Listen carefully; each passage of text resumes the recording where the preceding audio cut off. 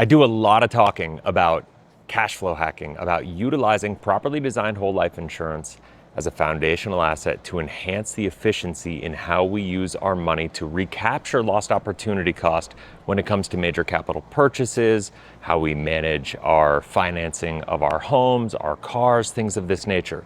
So in this video, what I'm going to do is I'm going to walk you through exactly how this works in your specific life. I've got my new app, the Aligned Wealth app, that we use and we have out there for insurance agents to be the best insurance advisors in the world, to be able to communicate these ideas more effectively. Because a lot of times, as you'll see as I go through this video, an image in a spreadsheet can say 1,000 words when it's included with the right conversation. So let's go.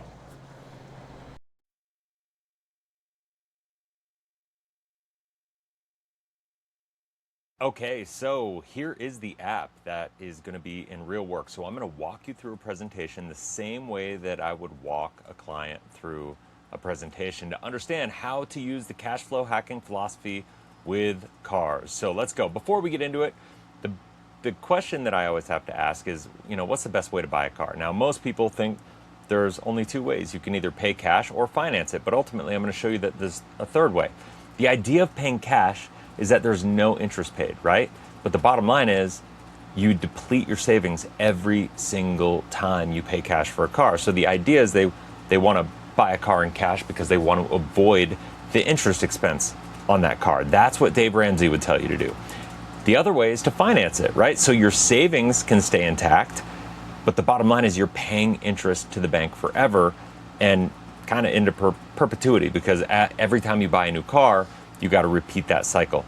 Ultimately, what I'm going to show you is a third way to do this, which is you can borrow from your own personal reserve account, which means your money is never going to stop compounding. When we talk about having a banking alternative, this is what I talk about. So now let's get into this. Let's talk about a 5-year process.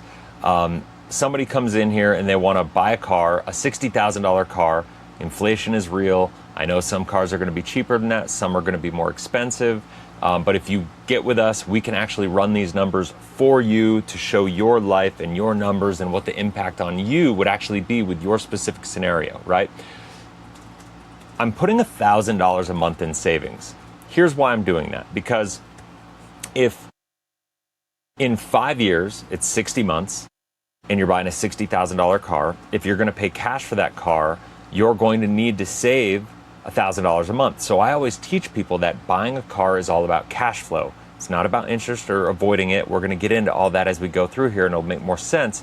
But the bottom line is cars are all about cash flow and lifestyle. So you got to make sure, however you're buying it, that you are doing it in a way that is in alignment with your cash flow that you can afford, right? There's a lot of people out there telling you that you can make money on the cars you buy. Now, I'm here to tell you that that is a flat out lie. And by the end of this video, you're going to understand why it's still a fascinating concept and an efficient concept to enhance your financial standing and to help you achieve the results in your financial life that you want to achieve without having to take any risk on, right? Like that's what this is all about. It's about recapturing the lost opportunity costs. But make no mistake about it. That does not mean you're making money on the cars. It's simply saying if you're going to buy these cars anyway, you want to do it in the most efficient and effective way possible. So let's go through the variables. We're saying that a buying cycle is every 5 years, that you're getting a loan for 5 years. At the end of that 5-year period, if you're like the average American, if not sooner, you're going to get a new car, right? That just is what it is. We're assuming you're starting at age 35 and going to age 65, which means you have a 30-year cycle. We're saying the average high yield savings account, even though it's a little higher than this right now, is 2%. I could say 3% for now and be happy. And we're going to say 7% on the auto loan. Policy earning rate, we're going to up this to 4.8% because of where dividends are at right now. And we're going to say policy loan rate is going to be 6%, okay? Just to keep it kind of congruent with where rates are today. Now you can look and see that the 30-year average dividend rate is between 6 and 7.3%. But remember, that does not indicate, I should say, that you're going to earn 6 to 7.3%. Remember, if you're earning a 6% dividend, you want to take between 10 and 20% off that to get the net dividend. So I'm taking 20% off to be super conservative to get to this 4.8% assumption, okay? That's important to understand. Now, you can see the loan rate is actually going to be higher than the crediting rate. So you're probably thinking I'm a little bit crazy right now. How's this going to work? Well, let's talk about this. So here's the idea. Dave Ramsey, this is the Dave Ramsey plan, if you will, right? So we're going to go into this and say, all right, Dave Ramsey would say, don't buy that $60,000 car. He'd probably tell you not to buy a $60,000 car at all, no matter what. But he'd say save cash, and you could see at the end of 5 years, you save cash, and then you spend $60,000 for the cash, for the car. And then another 5 years, you're saving money to buy that next car. Because let's face it, if you do not save this next period of time, what's going to happen is you're going to not have enough cash to buy the next car. So you're going to have to finance the car, and you're going to be in a completely different position. Now, there is one variable here that I had, and you can see that the bottom balance keeps going up a little bit. It's because I have the account, the money, the cash earning a 3% rate. Now, this would be negated if inflation, if the car costs got a little more expensive. So once again, we can get into all that if you want to have an individualized conversation, but for the sake of simplicity in this conversation, I wanted to keep it so there was no car inflation because it keeps it really, really simple to understand that way. Now, in that period of time, you buy 6 cars. That means at $60,000 a pop, you bought $360,000 worth of cars. And at the end, you have a total of $41,000 in savings, and you got yourself a new car going into your retirement, right? That's a beautiful thing. But here's the challenge. When you spend money, you lose the ability for that money to earn you money. You interrupt the compounding curve. And if you've ever seen a compound curve, you understand that you want to give that money time to grow, and interrupting that is like one of the worst things that you could do. So ultimately, in doing this, the opportunity cost of these cars was $351,000 of lost growth on that money. So you spent the $360 plus that money would have grown an extra $351,000. And, you know, we got proof. I can go through all this. Once again, I'm not going to get into the proof on the number right here, but if you want to get on a call, we can help you take a look and see what that looks like for you and your specific scenario. So at the end of the day, you can see the numbers here, and this is what it is. Now, here's the next option. The next option is the debtor mentality. Now, unfortunately, this is most of Americans, and I shouldn't even say unfortunately. At the end of the day, you would think that this would be worse off than the saver, and the answer is yes and no. It is and it isn't.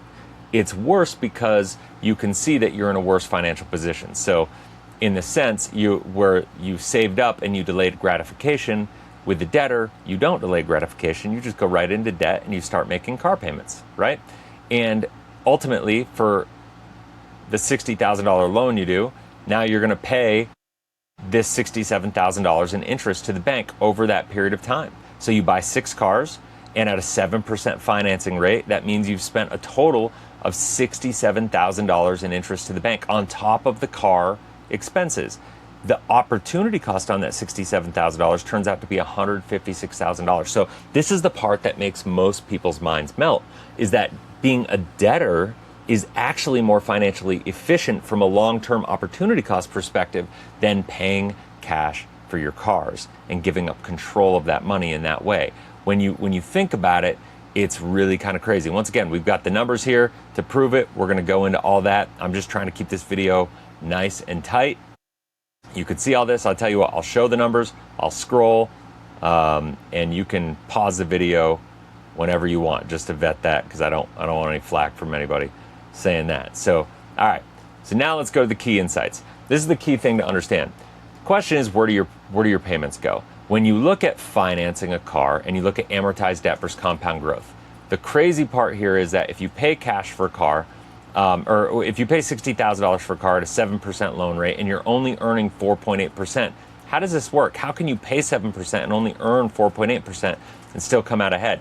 It's because there's a difference in amortized debt and compounding interest. Now, when you look at this, the interest expense year one is $3,871, and total amount of your payments to the car is $10,386. Now the next year, you can see instead of $3,871, you're only paying $3,120 in interest. That means more is going towards the principal, then $2,315, then $1,452, and then finally the last year, you're only paying $526 in interest expense, right? So the idea of amortized debt is that the interest you pay gets less and less and less over time. So this becomes more and more impactful, and I'm going to do another video on the mortgage myth and talking about how this impacts your actual mortgage, right? Because if this works this way over a 5-year period, imagine what it works and looks like over a 30-year period. Now, on the compound, let's take a look at the $60,000 expense, 4.8% versus 4.8% compounding versus the 7% interest paid, right? So you can see here that you're only compounding at $2,944, but you've paid $3,871. So year one, you are behind. You are more efficient paying cash, right?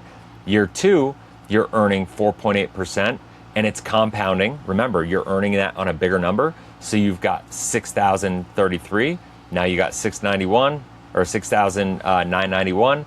And then finally, now year three, you're basically even on this year. You're earning 9,273 total, and you've got the amortized. You've paid $9,306 on total debt, and then finally, year four is when you pull ahead. You've got more earnings than what you've paid in debt by year four, and it's by about a 20% margin. And then finally, by year five, it's at that level. Now, I want to have this conversation because this is the conversation that most financial advisors don't have. Because when you look at all things being told, if you were to be a good steward of your money and just save the difference and have the same interest rates, the opportunity cost would even itself out. There'd be a gap filler there. And it's important to understand that it'd be a wash if you were perfect in managing the flow of your money. But let's face it, we're not. We're human. We're not going to do that. The bottom line is simply by, even though you earned 4.8% and paid 7%, you can actually earn ultimately $5,000 more. It's $4,954. You're not earning it. That's the net win in your cash flow. So you could see here, you're not making money on the car.